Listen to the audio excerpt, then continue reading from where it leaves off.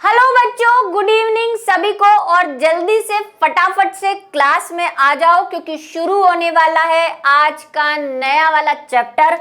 नया नया फ्रेश और जैसा कि आप कहते हैं कि मैम नया नया फ्रेश तो ऐसे कहती हैं जैसे जूस दे रही हो और पिलाती जहर है।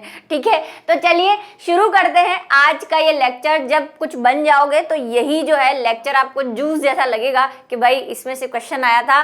तो चलिए शुरू करते हैं चैप्टर को। तो शुरू करने वाले हैं हम आज नए चैप्टर को और वो है चैप्टर नंबर 8, जो सबसे बेसिक यूनिट जिसको हम कहते हैं कि जीवन की सबसे इंपॉर्टेंट चीज जो है सेल यानी कि कोशिका के बारे में है। और सेल यूनिट ऑफ लाइफ लिखा हुआ भी है यहाँ पे कि कोशिका जीवन की इकाई। ये जो चैप्टर है उसका आज हम करने वाले हैं लेक्चर नंबर 1।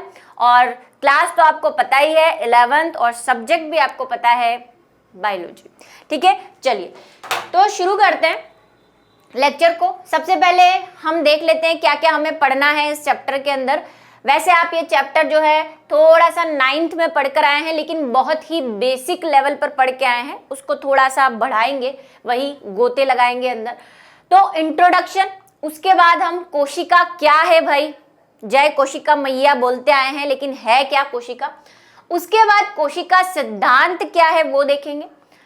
उसके बाद जनन, उसके बाद कोशिका का जो हम समग्र अध्ययन है वो करेंगे कि भाई कोशिका क्या है, इसमें क्या क्या चीजें हैं, क्या काम करती है।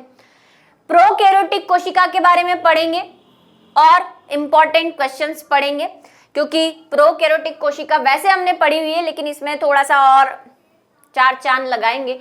तो ये सारी चीजें हमें पढ़नी है। बात करते हैं आज के लेक्चर की। तो आज हम कोशिका क्या है वहां से शुरुआत करेंगे।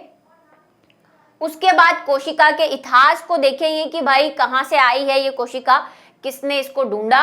कोशिका अमाप व आकृति और कोशिकाओं की संख्या के बारे में थोड़ा सा देखेंगे कि कितनी हो सकती है कोशिकाएं हम में या किसी और में।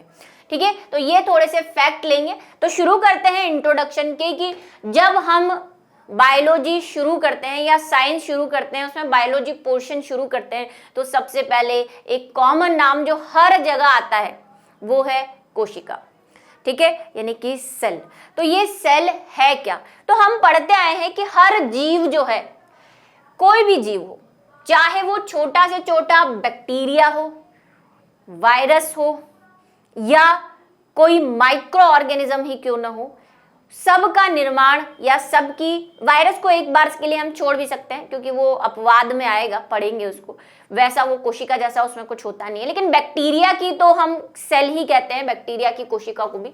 तो भाई हर जीव जो है उसकी शुरुआत में, जीवन की शुरुआत में जब जीवन शुरू होता है तो सबसे पहले अगर कोई बनता है तो वो होती है एक कोशिका। ठीक है, वो क्या होती है, कोशिका। और इस कोशिका से ही अलग अलग प्रकार के जीव जो है हमें देखने को मिलते हैं, यानी कि varieties of plant and animal, जिसमें कुछ एक कोशिकीय होते हैं, मतलब जिंदगी भर वो बेचारे एक कोशिका से बने होते हैं और एक कोशिका में ही मर जाते हैं। जीवन का सत्य उनके लिए बस एक ये सेल है। लेकिन कुछ एडवांस होते हैं, करोड़पति टाइप के, जिनके पास होती है बहु कोशिकाएं, यानी कि जो होते हैं बहु कोशिकीय। इनको तो हम बोल देते हैं यूनिसेल्यूलर और इनको वह बोल देते हैं मल्टी सेल्यूलर।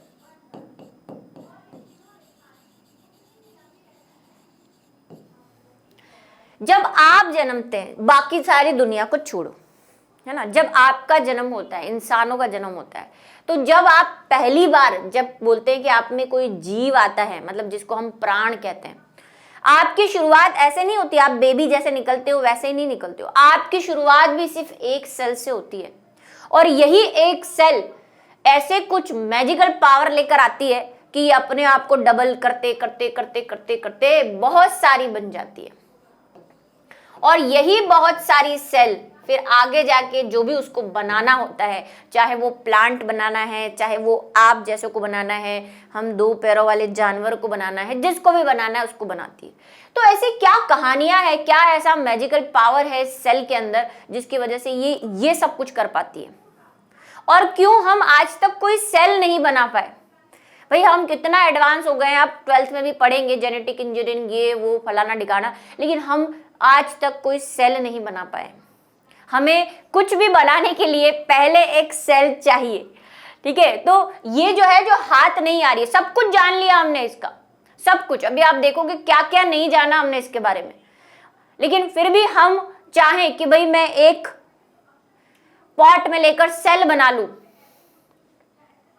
कुछ तो आपको इसका चाहिएगा, या तो डीएनए, न्यूक्लियर, झिल्ली, कुछ तो चाहिएगा। मतलब ऐसा नहीं कि आप प्रकट कर दो कि हाँ जूम लगा जूम और एक सेल बना दी, ऐसा नहीं हो सकता। आपको कुछ ना कुछ इसका प्रीवियस चाहिएगा, तब आप उससे कुछ बना पाओगे। तो ये सेल क्या है? ये सेल ही वो है जो हमारी सभी क्रियाओं को, चाहे वो चलना हो, बोलना हो, मैम की तरह उगलना हो, है ना, बायो उगलनी हो, चलना हो, बोलना हो, देखना हो, रोना हो, हंसना हो, बात करना हो, कुछ भी करना हो आपको, इसके बिना आप कुछ नहीं कर सकते। तो क्या मैं ये कह सकती हूं कि सेल जो है वो हमारे सारे कार्यों को करती है?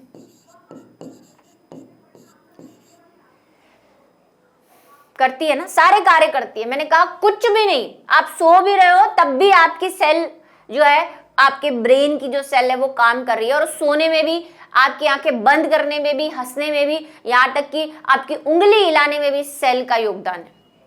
तो क्या ये हम कह सकते हैं कि सेल सारे काम करती है? हाँ, सेल के बिना कोई काम नहीं होता। अब कार्य को जो है हम कहते हैं कि फंक्शंस करती है। भाई अच्छा, एक वर्ड अगर हम साइंस वाला लेना चाहे तो हम कह सकते हैं कि सारे फंक्शन करती है। दूसरा, अगर आप किससे बने हो, तो मैंने कहा आपको कुछ भी बनाना हो आपको एक सेल चाहिएगी। आप चाहे तो एक अमीबा हो, वो भी एक सेल है। आपकी कान की स्किन की एक छोटी से छोटी चीज भी आप लेके आओगे तो वो भी सेल है। कुछ भी बाल में देखोगे तो भी वहां पे सेल है, सब जगह सेल है। तो अगर हम जीव की बात करें, किसी भी जीव की, तो कोई भी जीव इस धरती पर बिना सेल के नहीं बन सकता। मतलब कि हमारी संरचना,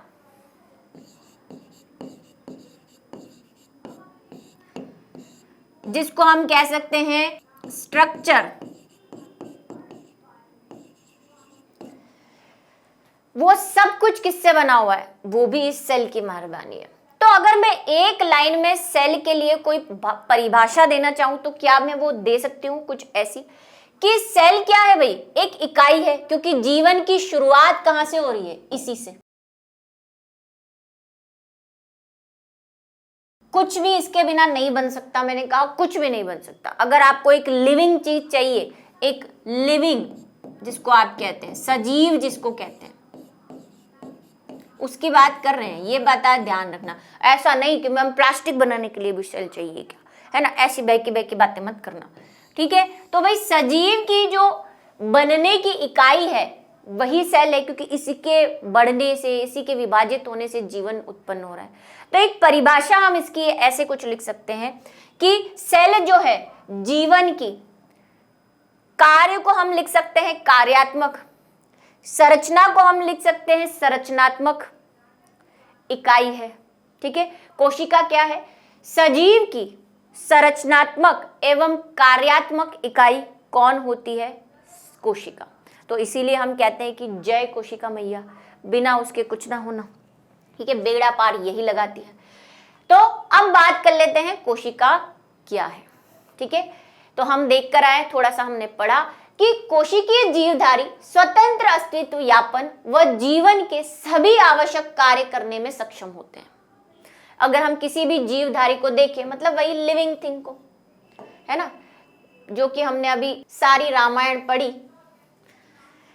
कि स्वतंत्र अस्तित्व, यानी उसको अकेले जीना है, जीवन यापन करना है, किसी पर डिपेंडेंट नहीं रहना है है ना, खुद चलना है, खुद बोलना है, खुद हंसना है, सब कुछ करना है, तो स्वतंत्र जीवन और जीवन के सभी आवश्यक कार्य करने के लिए सक्षम होते हैं सारे सजीव। कोशिका के बिना किसी भी सजीव का, स्वतंत्र जीव का अस्तित्व संभव नहीं हो सकता।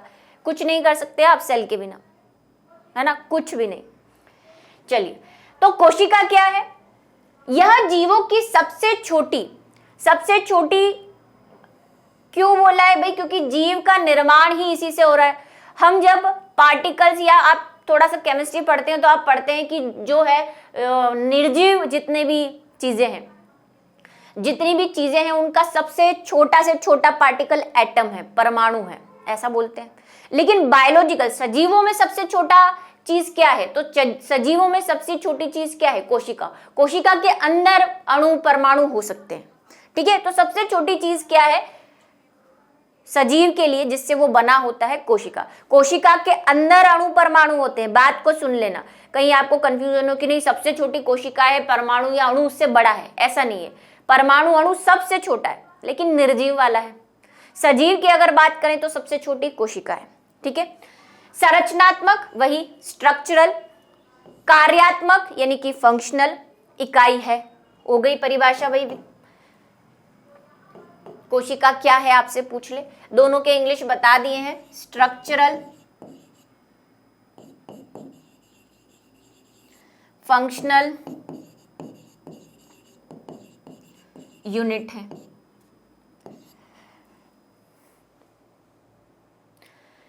सजीव पदार्थ को घेरे हुए एक झिल्ली पाई जाती है। यह स्वतंत्रता पूर्वक जनन व वृद्धि की क्षमता करती है, ठीक है। ये जनन भी कर सकती है, मतलब 1 से 2 कोशिकाएं बन सकती है, 2 से 3 बन सकती है। इंसान आप देखते हैं रिप्रोडक्शन करते हैं, ठीक है, 1 से 2 इंसान बच्चे पैदा करते हैं। सभी सजीवों को देख लीजिए, वृद्धि भी करते हैं। जीवन भर एक जैसे साइज में नहीं रहते, वृद्धि होती है सभी में, चाहे वो प्लांट ले लो चाहे वो एनिमल ले लो। तो ये सारे काम जो है वो कौन करती है? कोशिका। कोशिका परिमाप में अत्यधिक छोटी होती है। अंत इसके परिमाप के लिए माइक्रोन उपयोग किया जाता है। यूनिट क्या है भाई? मीटर सेंटीमीटर नहीं है। हालांकि कुछ बुक सेंटीमीटर में लिखती है, लेकिन फिर वो डिजिट जो है वो बहुत छोटा हो जाएगा। तो जो हमारी साइंस की जो शाखा है, उन्होंने सेल को नापने के लिए एक यूनिट दे रखी है जिसको कहते हैं माइक्रोन। कभी किसी को कुछ नहीं मिलता है ना, लोगों को लगता है कि बच्चा बहुत पढ़ के आया है, लेकिन उसको डेर करना है। तो आप क्रिकेट देखते होंगे, मुझे क्रिकेट बहुत पसंद है, उसमें फेंका जाती है गुगली या बाउंसर तो फिर भी ठीक है, गुगली फेंकी जाती है उसको उलझाने के लिए। ऐसे कुछ सवाल हैं ये कि भाई सब कुछ पता है आपको, कोशिका रट लिया मैम मैंने कोशिका, लेकिन पूछ लिया कि कोशिका को नापने की इकाई क्या है? माइक्रोन्स, ठीक है। हालांकि मीटर में भी पढ़ेंगे आप इसको, कई जो बड़ी कोशिकाएं उनको सेंटीमीटर में भी पढ़ेंगे, लेकिन छोटी इकाई क्या है उसकी? यूनिट है, माइक्रोन्स है, ठीक है। चलिए अभी देखेंगे किस किस साइज की होती है। अब बात करते हैं कोशिका का इतिहास, कि भाई कोशिका आई कहां से, किसने सोचा ये इतना बड़ा जो खतरनाक वाला काम है कि कोई हम जो है वो कोई किसी कोशिका से बने हुए हैं। तो बहुत दीवाने हैं दुनिया में बायोलॉजी के, है ना। जैसे कि मैं कहती हूँ कि जब बायोलॉजी से प्यार हो जाता है तो हर जगह बायोलॉजी दिखाई देती है। तो ऐसे ही कुछ दीवाने थे, जिसमें कुछ बेहतरीन नाम जो है वो है da Vinci, Z N Janssen, Robert Hooke, Robert Brown. और अभी आप सेल पढ़ेंगे तो आप पढ़ेंगे कि किसकी खोज किसने की थी, तो ये सब। लेकिन सेल की जो शुरुआत है वो बहुत ही अलग लेवल पे हुई थी। और सेल, हम आपको पता है सेल बहुत छोटी है, ठीक है, बहुत छोटी, माइक्रोन में देख रहे हैं उसको। तो हम इसको वैसे तो नहीं देख पाते, हमें हालांकि अंडे वगैरह दिख रहे थे, लेकिन अब हमें पता है कि अंडा जो है वो सेल है। उस जमाने में हमें नहीं पता था कि पूरा एक अंडा एक सेल है, ठीक है। तब तो हम सेल ढूंढ रहे थे, हम ढूंढ रहे थे कि ये बना किससे होगा, बना किससे होगा, बना किससे होगा, तो कैसे देखा होगा। तो सबसे पहली बात जो आती है वो है सूक्ष्मदर्शी की, यानी कि माइक्रोस्कोप की। उसके बिना ये सारा प्रोसेस अधूरा था। तो पहले हम देखते हैं कि कैसे माइक्रोस्कोप आया। तो सबसे पहले एक साइंटिस्ट थे द विंसी, उन्होंने माइक्रोस्कोप बनाने की शुरुआत की। ज्यादा उन्होंने ऐसा माइक्रोस्कोप नहीं जो आप देखते हो, मैं प्रैक्टिकल में करती हूँ, ऐसा कोई माइक्रोस्कोप नहीं बनाया था उन्होंने क्या किया, बस 2 लेंस लिए। लेंस तो समझते ही हैं आप, बाइनोकुलर लेंस आते हैं, वो मैग्निफिकेशन लेंस आते हैं, पहले उस तरह के लेंस हुआ करते थे। तो उन्होंने सोचा यार एक लेंस में इतने अच्छे से दिख रहा है, अगर मैं 2 लेंस को ऐड कर दूं तो क्या क्या नहीं दिख सकता, हो सकता है चीज और बड़ी दिखे। तो उन्होंने ऐसे ही कुछ अरेंज कर करके एक नई चीज बना दी। जो लेंस था उसकी मोटाई को पतला करके, है ना, पतले को मोटा करके, शेप चेंज करके उन्होंने सूक्ष्मदर्शी बनाया। तो सबसे पहला जो माइक्रोस्कोप है वो उन्होंने बनाया था। कोशिका विज्ञान व सूक्ष्मदर्शी के आविष्कार के नीचे घनिष्ठ संबंध रहा है, ठीक है, बिना माइक्रोस्कोप के पॉसिबल नहीं था। जैसे जैसे सूक्ष्मदर्शी का विकास हुआ, कोशिका की विस्तृत जानकारी प्राप्त होने लगी, ठीक है। ये सब किसकी करामातें हैं? माइक्रोस्कोप की। 15वीं शताब्दी में सूक्ष्म वस्तुओं को आवर्धित का मतलब बढ़ाकर देखने के लिए लेंसों का प्रयोग डी विंसी ने द्वारा किया गया था। कब? 15वीं शताब्दी में। सोच भी नहीं सकते आप, है ना। भारत जो है वो तो ये भाई काम फॉरेन में हो रहा था, अभी तक इंडिया का कंट्रीब्यूशन तो शुरू ही नहीं हुआ, है ना। हम तो लड़ाइयों में ही लग रहे थे, युद्ध हो रहे थे, ये हो रहे थे। तो ये इन्होंने वही लेंस को जोड़ जोड़ के क्या किया, देखा कि हम चीज़ों को बड़ा कर सकते हैं। और लेंस की भी खोज जो है उससे पहले हो चुकी थी। और भी कई नाम है, लेकिन वही हमें जो मेन नाम है वही देखने हैं। और भी बहुत सारे नाम है, इससे पहले भी कई लोगों ने, द विंसी से पहले भी कई लोगों ने कोशिश की थी। 1990 में सर्वप्रथम जेड जेनसन, ये नाम येलो मैंने इसलिए किया है, कंपटीशन लेवल पर पूछे जाते हैं ये नाम, ठीक है। आपकी बुक में नहीं है, एनसीईआरटी में नहीं दिए हुए। जेड जेनसन और एच जेनसन ने संयुक्त सूक्ष्मदर्शी का वर्णन किया था, ठीक है, 1590 में, 1590 में, 1500 में इन्होंने शुरुआत कर दी थी। और इन्होंने क्या किया था, जो माइक्रोस्कोप बनाया था वो ज्यादा कुछ नहीं था, सिर्फ एक, ये देखो, देख रहे हो आप, फोटो है यहाँ पे, ये देखो, ये दो लेंस थे बस। ऐसे ही लेंस को बस ऊपर नीचे करके एडजस्ट करके वो चीजों को बड़ा करके देखते थे। जैसे हमारे पास वो हाथ वाला होता है ना, सोनार को देखा आपने, ऐसे तो उन्होंने 2-3 लेंस को मिक्स करके देखा कि यार चीजें और बड़ी हो रही है, 2-3 प्रकार के लेंस को ऐसे करके। फिर उसके बाद कुछ इस तरह के माइक्रोस्कोप हमारे सामने आए, ठीक है। कंपाउंड माइक्रोस्कोप क्या होते हैं? जो आजकल हम माइक्रोस्कोप यूज करते हैं, या जब आप प्रैक्टिकल देखते हैं मेरा, उसमें जो मैं माइक्रोस्कोप यूज करती हूँ वो कंपाउंड माइक्रोस्कोप है, ठीक है। माइक्रोस्कोप 3 प्रकार के होते हैं। एक होता है सरल सूक्ष्मदर्शी, जिन्होंने मेरी देखी हो 9th की क्लासेस, जब मैंने सेल शुरू किया था तो काफी बताया था सूक्ष्मदर्शी के बारे में। एक होता है सरल सूक्ष्मदर्शी यानी कि सिंपल माइक्रोस्कोप। उसके बाद होता है संयुक्त सूक्ष्मदर्शी, जिसको हम अभी यूज करते हैं स्कूल लेवल पे। और तीसरा होता है इलेक्ट्रॉन सूक्ष्मदर्शी, जो सबसे हायर लेवल का है।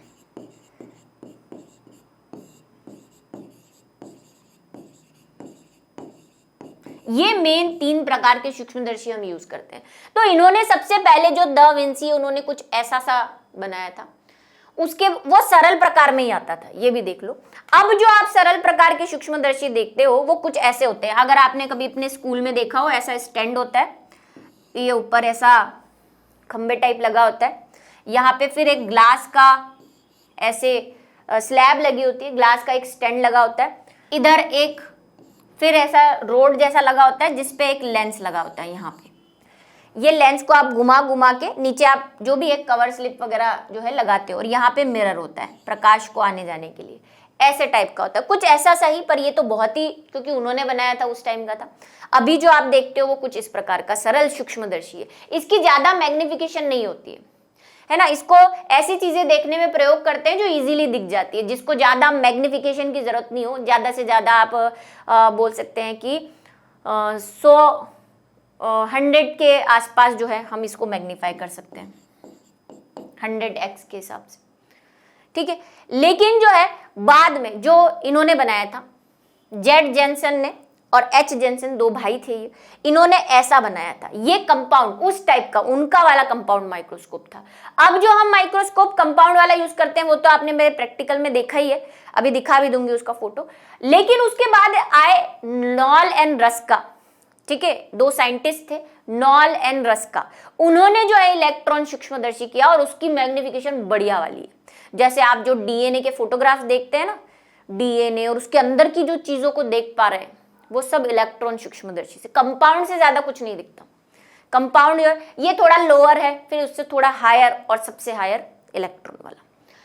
ठीक है, ये देखो, ये तो उन्होंने बनाए थे वो थे। ये वाला है कंपाउंड माइक्रोस्कोप, ऐसा भी होता है और आप जो मुझे प्रैक्टिकल में देखते हैं, स्कूल में देखते हैं, इसके भी बहुत सारे रूप हैं, अनेक रूप है। और ये है इलेक्ट्रॉन, ये आपको पूरा रूम चाहिए इसको अरेंज करने के लिए, क्योंकि ये कंप्यूटर वगैरह से एडेड होता है और काफी हाई पावर का मैग्निफिकेशन होता है इसका, 1000 के आसपास। ठीक है, 1000 से भी ज्यादा बोलूंगी मैं, 1500 के आसपास का मिनिमम अगर आप माने तो।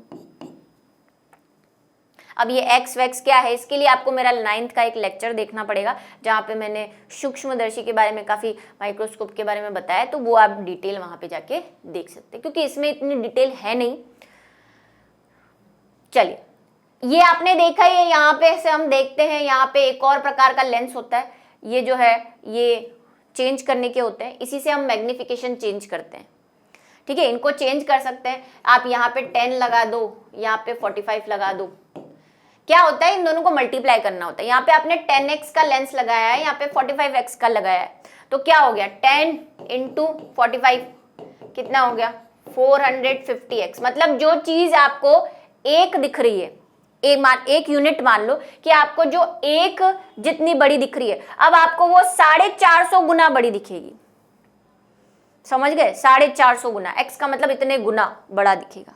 ठीक है, और आप 9th का मेरा फर्स्ट लेक्चर देख लेना सेल वाले का, वहां पे माइक्रोस्कोप के बारे में मैंने बताया हुआ है, प्रैक्टिकल की कौन सी चीज क्या होती है। ठीक है, चलिए, तो ये बात खत्म हुई। उसके बाद क्या हुआ कि हमारे पास एक साइंटिस्ट थे खतरनाक वाले, जिसको आप पढ़ के आए हैं। मैंने अभी थोड़े दिन पहले जब कॉकरोच पढ़ाया था तो मैंने कहा था एक साइंटिस्ट है मेलपिगी, वही है ये महाशय, जिनके नाम से मेलपिगी ट्यूब्यूल्स का नाम दिया था हमने, है ना, कॉकरोच की मेलपिगी, वो वही मेलपिगी है ये।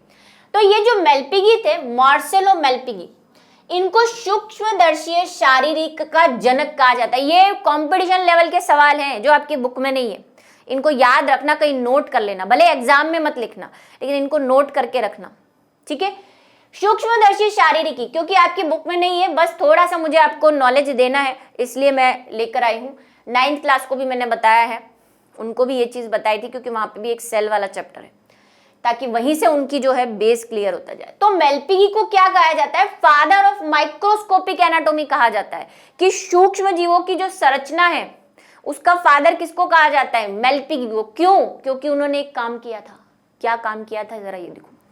मेलपिगी क्या कर रहे थे, मेलपिगी जो है वो ऐसे ही चीजों को, सेल को, है ना, लिविंग सेल को, लकड़ियों को, गट्टों को, पत्तियों को ऐसे माइक्रोस्कोप में रख रख के देख रहे थे, है ना। आपको भी माइक्रोस्कोप देखो, हमें भी जब पहली बार पता चला था, जब प्रैक्टिकल करने गए थे कि यार ये माइक्रोस्कोप है, तो हमने हर चीज देखी, बाल निकाल के देख रहे हैं, स्किन निकाल के देख रहे हैं, कभी कोई लकड़ी ला के उसके अंदर देख रहे हैं कैसी दिखती है, बड़ा क्रेज होता है। तो इनको क्रेज था, तो ये क्या कर रहे थे, सेल देख रहे, मतलब अलग अलग प्रकार के चीजें देख रहे थे। अब क्या हुआ, इन्होंने क्या करा कि इनको जो भी चीज ये देख रहे थे उनमें ऐसे गड्ढे दिखाई दिए। ये फोटोग्राफ आपको दिख रहा है, ठीक है, ऐसे छेद दिखाई दिए इनको, ये ऐसे कुछ छेद थे, ऐसे हेक्सागोनल दिख रहे होंगे आपको, कुछ अलग अलग प्रकार के दिख रहे हैं ऐसे छेद, ये छेद देखने को मिले। इन छेदों को इन्होंने नाम दिया यूट्रिकल्स। एक और नाम दिया था सेल्यूकस। ये दो नाम दिए इन्होंने कि ये यूट्रिकल का मतलब होता है छेद, मतलब कैविटी लाइक, है ना, या फिर सेल्यूकस नाम दे दिया, और इसी से बाद में सेल बना है, ये सेल्यूकस ही आगे जाके सेल बनेगी। तो इन्होंने देखा कि यार इसमें कुछ लकड़ी के गट्टों में छेद से दिख रहे हैं, ये क्या है, तो इन्होंने उसको बोला ये मधुमक्खी के छत्तों की तरह है। इन्होंने बताया भी कि भाई मधुमक्खी के छत्ते ऐसे ही होते हैं, दिख रहा होगा आपको मधुमक्खी का, इनको लगा ये मधुमक्खी के छत्तों की तरह संरचना है, और इन्होंने इसको यूट्रिकल्स या सेल्यूकस नाम दिया मेलपिगी ने। और फिर बाद में जाके एक तो इन्होंने मेलपिगी नलिकाएं भी खोजी, सूक्ष्मदर्शी पे अध्ययन करके देखा कि भाई कुछ जो सजीव होते हैं वो कुछ ऐसी इकाइयों से बने होते हैं, जिनको उन्होंने नाम दिया यूट्रिकल्स। उसके बाद एक साइंटिस्ट है एंटोनी वॉन ल्यूवेनहॉक, इनका नाम भी आपने सुना ही होगा, ठीक है। इन्होंने गजब जो है वापस से उस जो माइक्रोस्कोप बना हुआ था उसमें कुछ चेंजेस किए, वही लेंस वेंस चेंज करके देखा थोड़ा, उन्होंने जो पावर का लेंस लगाया था उससे ज्यादा पावर का लेंस लगा के, और इन्होंने तो खाते ही खोल रखे थे। को सूक्ष्मदर्शी का सूक्ष्म जैविकी का जनक कहा जाता है। देखो जनकों के नाम याद रखो, किसको किसका जनक कहते हैं। पहले भी मैंने कई जनक बताए हैं आपको कि बॉटनी का जो है फादर ऑफ बॉटनी किसे कहते हैं, फादर ऑफ जूलॉजी किसे कहते हैं, फादर ऑफ केमिस्ट्री किसे कहते हैं, है ना, फादर ऑफ बायोलॉजी किसे कहते हैं, फादर ऑफ माइक्रोबायोलॉजी किसे कहते हैं, फादर ऑफ माइक्रोस्कोपिक एनाटॉमी के लिए किसको फादर कहते हैं। तो फादर ऑफ माइक्रोबायोलॉजी किसको कहते हैं, इनको चाहे भूल भी जाओ, इनको ना मत भूलना प्लीज, ठीक है। माइक्रोबायोलॉजी के जनक किसको कहा जाता है, एंटोनी वॉन ल्यूवेनहॉक को। क्यों किया जाता है, क्योंकि इन्होंने माइक्रोब्स पे बहुत अध्ययन किया है। एंटोनी वॉन ल्यूवेनहॉक जो थे शुक्राणु, जीवाणु जो बैक्टीरिया है वह अनेक कोशिकीय प्रोटोजोआ का सूक्ष्मदर्शी अध्ययन किया, ठीक है। उन्होंने काफी मतलब सारे माइक्रोब्स जितने भी थे, बैक्टीरिया भी छोटे होते हैं, स्पर्म भी छोटा ही है भाई, जितने भी प्रोटोजोआ होते हैं, अमीबा वगैरह सब वो माइक्रोब्स के अंतर्गत आते हैं, सूक्ष्म जीवों के अंतर्गत आते हैं। तो इन्होंने भाई खाते ही खोल रखे थे, सब सूक्ष्म जीवों का मैक्सिमम चीज जो सूक्ष्म जीव थे उनका अध्ययन किया था, सूक्ष्म चीजों का, इसीलिए इनको सूक्ष्म जैविकी का जनक कहा जाता है, ठीक है। उसके बाद आए रॉबर्ट हुक। रॉबर्ट हुक ने क्या किया, अच्छा ये जो कंपाउंड माइक्रोस्कोप है ये तो 1590 में बना हुआ था, ठीक है। लेकिन उसके बाद रॉबर्ट हुक ने जो एंटोनी वॉन ल्यूवेनहॉक में भी उसमें उन्होंने कुछ चेंज किए थे माइक्रोस्कोप के अंदर।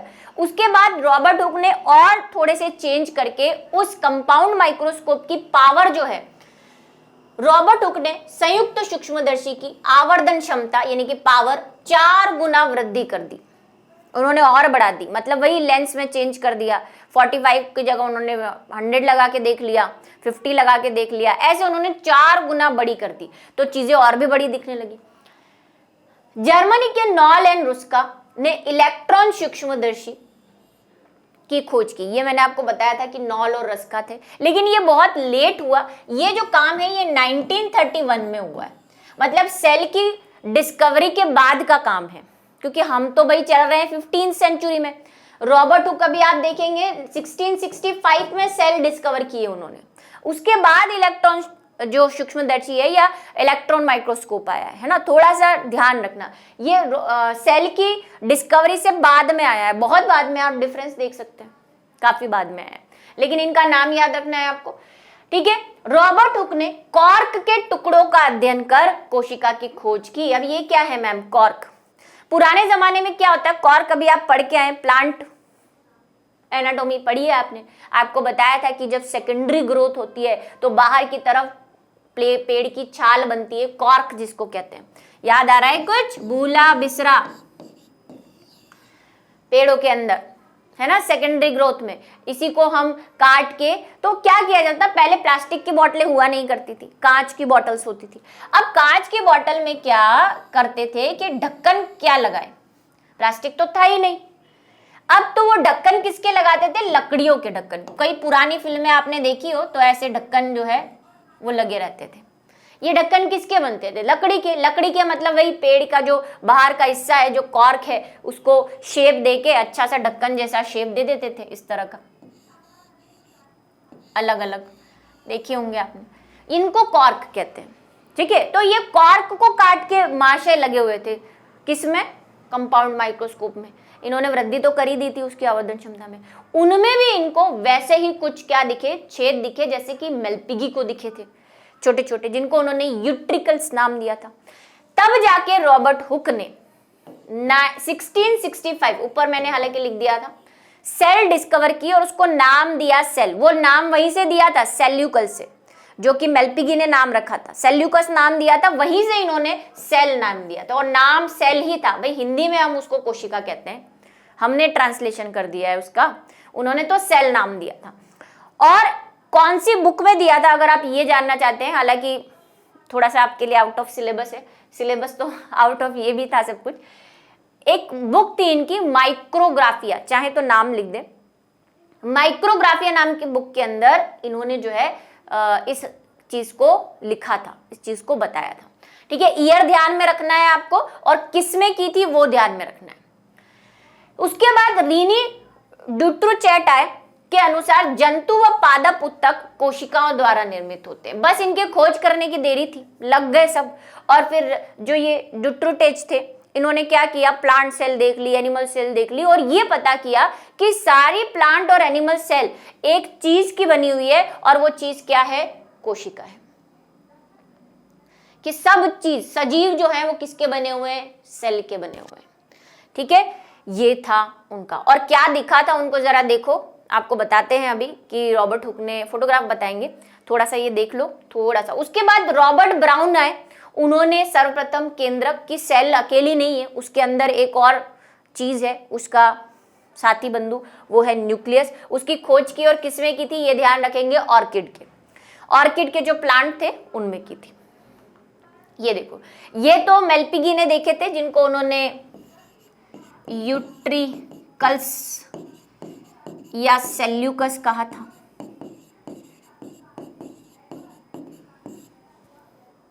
और ये रॉबर्ट ब्राउन, क्योंकि उन्होंने भाई वृद्धि कर दी थी ना कंपाउंड माइक्रोस्कोप के। इन्होंने तो सिंपल वाले में देखा होगा या कंपाउंड में भी देखा होगा, तो ऐसा ही दिखा।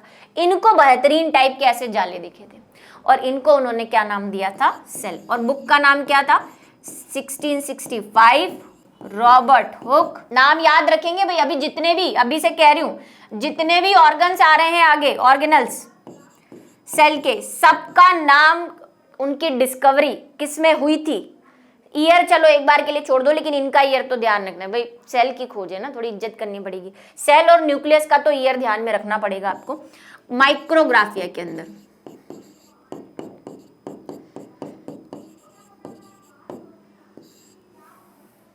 ठीक, चलते हैं आगे। अब कोशिका किस साइज की है भाई, क्यूरियोसिटी तो जगी कि भाई ठीक है, मान लिया चलो कोशिका। ये कोशिका है कितनी छोटी और किस किस आकार की मिल सकती है हमें। तब पता चला कि भाई सेल जो है, जिसको हम माइक्रोन्स में काउंट कर रहे थे, है ना, वो बड़ी भी हो सकती है। जैसे कि एक अंडा, मुर्गी का अंडा एक अकेली सेल है। तो कुछ सेल के जब माप देखने लगे तो हमें पता चला कि सेल तो बहुत बहुत आकार की अलग अलग है। अधिकांश जंतु आकार में अत्यधिक सूक्ष्म होते हैं, जिन्हें सूक्ष्मदर्शी द्वारा ही देखा जा सकता है, जिसको हम कहते हैं सूक्ष्म जीव, जो छोटे होते हैं। जैसे एक इधर आपको दिख रहा है, ये माइकोप्लाज्मा है। ठीक है, बहुत नाम सुने हैं इसका। माइकोप्लाज्मा क्या है, क्यों इंपॉर्टेंट है माइकोप्लाज्मा, क्योंकि माइकोप्लाज्मा ही एक ऐसा सूक्ष्म जीव है बैक्टीरिया के अंदर जिसमें सेल वॉल नहीं होती। कंपटीशन लेवल का सवाल है, ये बताया भी है मैंने जब हमने कहीं मोनेरा पढ़े थे तब शायद, है ना। सेल वॉल नहीं होती इसमें, जबकि मतलब सारे ही बैक्टीरिया में सेल वॉल होती है, इसीलिए थोड़ा सा यूनिक है। सूक्ष्म जीव है यानी कि माइक्रोब्स है। माइक्रोब्स का मतलब जो छोटे हैं। ठीक है, शतुरमुर्ग का अंडा, जिसको ऑस्ट्रिच एग कहते हैं, सबसे बड़ी कोशिका है अभी तक की। बड़ी बोल रहा है, लंबी नहीं बोल रहा। ठीक है, अभी क्या है, पिपलो सबसे छोटी कोशिका है, जिसका व्यास, डायमीटर बोल रहा है, लगभग 0.1 होता है। अब कई बुक्स इसको क्या लिखती है, 0.1 से 0.3 भी लिखती है, म्यू, है ना, म्यू में है। यहाँ पे म्यू लगा देना भाई। माइक्रोन जो हमने यूनिट अभी देखी थी, उसको म्यू कहते हैं शॉर्ट में, माइक्रोन यूनिट। कई बुक्स इसको 0.3 से 0.5 भी बोलती है ना। अभी आप कमेंट करोगे मैम हमारी बुक में तो ये लिखा है, कोई बात नहीं। और फिर अगर इसको और अलग यूनिट में चेंज कर दोगे तो और भी, लेकिन भाई 0.1 से 0.5 मान लो, इतना छोटा होता है माइकोप्लाज्मा, है ना। ये पिपलो, ये माइकोप्लाज्मा को ही पिपलो कहते हैं। पिपलो की फुल फॉर्म क्या है, प्लूरो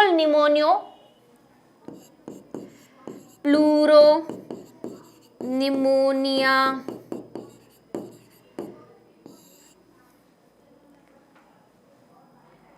लाइक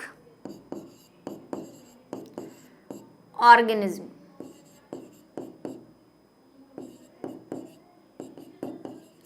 अब आप बोल रहे होंगे मैम फुल फॉर्म तो मिल ही नहीं रही, कैसे नहीं मिल रही। पी से प्लूरो है।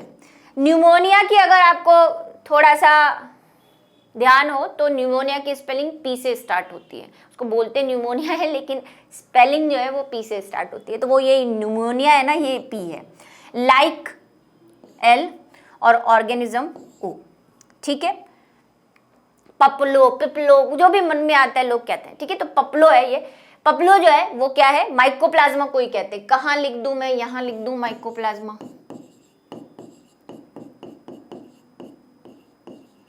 याद रहे ये रहा माइकोप्लाज्मा। कुछ नहीं, आपको वायरस जैसा लग रहा होगा लेकिन ये बैक्टीरिया है। ठीक है, क्या है भाई? ये जीवाणु है, बैक्टीरिया। इसके यही प्रोटीन की लेयर है, डीएनए है, वो सब अंदर जो होता है वो सब कुछ भरा हुआ है इसके। ठीक है, चलिए। तंत्रिका कोशिका सबसे लंबी कोशिका है।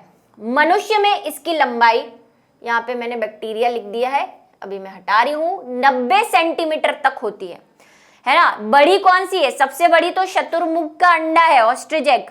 काफी बड़ा होता है वो, इतना बड़ा, मतलब कभी किसी ने वो खतरों के खिलाड़ी जैसे डेंजरस वाले अगर देखे हो, काफी बड़ा, इतना बड़ा कह रही हूँ, मतलब मेरे मुंह से तो बड़ा ही है, आप समझ सकते हो कितना बड़ा है। तो भाई ये इतना बड़ा है। फिर माइकोप्लाज्मा, लेकिन तंत्रिका कोशिकाएं वो लंबाई में सबसे बड़ी है। मनुष्य की तंत्रिका कोशिकाएं 90 सेंटीमीटर तक हो सकती है। स्केल देख रहे हो आप, 13 या 15 सेंटीमीटर की होती है, आप जो स्केल नापते हो। अब सोच लो 90 सेंटीमीटर क्या हो गया। ठीक है, आपकी बॉडी के अंदर तंत्रिका, नर्व सेल्स जो हमने ऐसे ऐसे कुछ बनाई थी ना, याद आ रही है पिछली क्लासेस? ये कार्टून वाला डायग्राम बना देती हूँ, डेंड्रॉन्स और ये। ठीक है, सबसे लंबी जो है वो कौन है? तंत्रिका कोशिका। चलो, अब आकृति कैसी है भाई? कैसा रूप रंग है हमारी सेल का? संख्या तो देख ली हमने, मतलब माप तो देख लिया। तो आकृति जो है वो, कोशिकाओं की आकृति भिन्न भिन्न प्रकार की होती है। यह भिन्नता उनके कार्य पर आधारित होती है। अभी पढ़ के आए हो प्लांट एनाटॉमी, कोई सेल तो आप ऐसी बनाते हो, कोई सेल आप ऐसी बनाते हो, कोई सेल आप वाहिकाएं ऐसी बनाते हो, कभी जैसे मर्जी आए आपकी वैसे बना देते हो। तो कोशिका का कोई जो है आकार ऐसा नहीं कि कोशिका गोल ही होगी, हम जनरली गोल ही बनाते हैं, लेकिन ये किस पर डिपेंड करता है कि उसका कार्य क्या है। भाई जाइलम फ्लोएम में है तो बहना, ले जाना, लाना कार्य तो नली जैसी है। यहाँ पे जो है आपने देखा स्थूल कोणोत्तक, कोणोत्तक और हरित उत्तक और बढ़िया बढ़िया वाले आपने जो नाम सुने, उनके शेप भी आपको ध्यान है। तो अलग अलग शेप और साइज में जो है हमें सेल मिलती है। कुछ कोशिकाओं की आकृति में निरंतर परिवर्तन होते रहते हैं, जैसे अमीबा और ल्यूकोसाइट्स। अमीबा तो पहचानते हो आप, है ना? जीवन का सबसे बड़ा एक ऐसा जानवर जिसे हम बहुत शुरुआत से पढ़ते आते हैं, अमीबा। कहते हैं कि अमीबा जेली लाइक होता है, स्लाइम होती है ना, स्लाइम से खेले हैं कभी? बच्चे खेलते हैं आजकल के, वो इधर डाल तो वैसी हो जाती है, उधर डाल तो वैसी हो जाती है, वैसे ही अमीबा होता है, कोई फिक्स शेप नहीं है। तो कुछ ऐसे जीव होते हैं जिनका कोई फिक्स शेप नहीं होता, निरंतर चेंज होते रहते हैं, कंटिन्यूसली उनमें चेंजेस आते रहते हैं। जैसे कि अमीबा तो है। ल्यूकोसाइट क्या होती है? ल्यूकोसाइट हमारी बॉडी के अंदर रहती है। हमारा जो इम्यून सिस्टम है ना, जैसे हम कहते हैं कि हमारा बॉडी में प्रतिरक्षा तंत्र है, इम्यून सिस्टम। आजकल कोरोना में इम्यून सिस्टम सबको पता है क्या होता है। तो वो जो लड़ती है ना सेल्स, उनमें बहुत सारी सेल्स होती है, मोनोसाइट्स होती है, WBC होती है, ऐसे ही एक ये ल्यूकोसाइट्स भी होती है। ठीक है, लिम्फोसाइट्स भी होती है। तो ये मोनोसाइट, ल्यूकोसाइट, ये सबका भी शेप चेंज होता रहता है। ठीक, कोशिकाएं गोल, अंडाकार, घनाकार, नलाकार, प्लेट के समान आदि आकृति की होती है। ठीक है, कोई भी आकृति हो सकती है। जैसे हम बोलते हैं, भाई मैंने अभी बोला जय कोशिका मैया की, जैसे माता के अनेक रूप है, वैसे कोशिका के भी बहुत सारे रूप है। ठीक है, चलो अब बात कर लेते हैं संख्या की, कि कितनी हो सकती है कोशिकाएं। तो आपको लग ही रहा होगा कि मैम ये कैसा भद्दा सा सवाल आपने पूछा है, लेकिन भाई साइंटिस्ट है, कुछ ना कुछ कैलकुलेशन तो उन्होंने की होगी। तो ऐसा तो कोई निश्चित नहीं है, लेकिन एक अंदाजा है, उसको देख लेते हैं कि भाई एक कोशिका वाला जीव है, अगर सिंगल सेल वाला, जैसे कि हमारा प्यारा, हमारा सबका प्रिय अमीबा, है ना। मेरे हिसाब से तो जो है अमीबा को है वो विज्ञान का जो है, जैसे हमारे इंडिया में नेशनल एनिमल होता है, नेशनल ऐसा होता है, ऐसे विज्ञान में जो है इसको नेशनल एनिमल, इंटरनेशनल एनिमल बना देना चाहिए, क्योंकि कहीं भी वो अमीबा जरूर घुस जाता है उसमें। ठीक है, जंतुओं में एक कोशिका पाई जाती है, अतः इन्हें अकोशिकीय जंतु क्या कहते हैं, ये याद रखना। एक कोशिका कहते हैं इसको, है एक कोशिका, लेकिन हम कई बार इसको शुरुआत में इसको अकोशिकीय नाम भी दे दिया गया था। इसको बोला था कि इसमें कोई कोशिका ही नहीं है, अकोशिकीय, लेकिन बाद में पता चला कि वो जो है वो अकेली अपने आप में ही कोशिका है। पहले ऐसे बोलते थे अमीबा है, इसमें तो कुछ कोशिका जैसा दिख ही नहीं रहा, ये तो अकोशिकीय है, लेकिन बाद में पता चला कि अमीबा खुद एक कोशिका है। इसीलिए फिर नाम जो दे दिया गया था वो तो दे दिया गया था, तो ये बात आप ध्यान रखना, बहुत इंपॉर्टेंट चीज है। अकोशिकीय जीव कौन होते हैं? जिसमें सिर्फ सिंगल सेल होती है। अमीबा को अकोशिकीय जीव कहते हैं, पैरामीशियम को अकोशिकीय जीव कहते हैं, ठीक है। ए सेल्यूलर एनिमल कहते हैं, एनिमल है ये, ठीक है। बहुकोशिकीय जंतुओं में अनेक कोशिकाएं पाई जाती है, ये तो हमने स्टार्टिंग में ही मैंने आपको बता दिया, एक कोशिका, यूनिसेल्यूलर और मल्टीसेल्यूलर।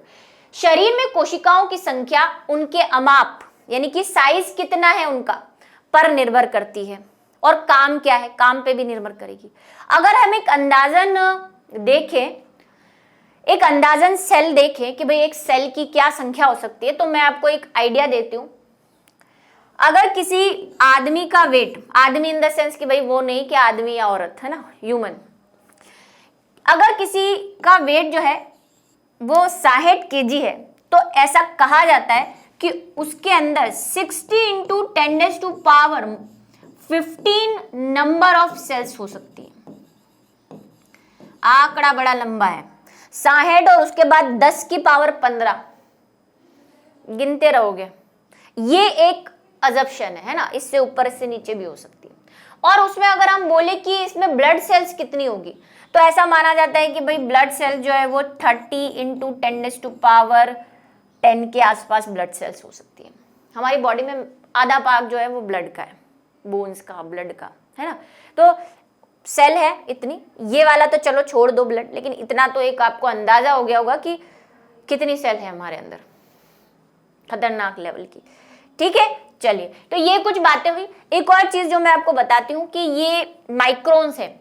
कई बार आप देखेंगे जैसे जो इलेक्ट्रॉन माइक्रोस्कोप होता है, इलेक्ट्रॉन माइक्रोस्कोप की पावर जो है कई बार हम एंगस्ट्रम में भी मेजर करते हैं। एंगस्ट्रम एक चीज होती है, फिजिक्स में पढ़े होंगे, पढ़ा है या नहीं? अरे फिजिक्स पढ़ के आए हो या नहीं, कि हमरा ही बायो में आकर बस पढ़ते रहते हो? एंगस्ट्रम सुना है?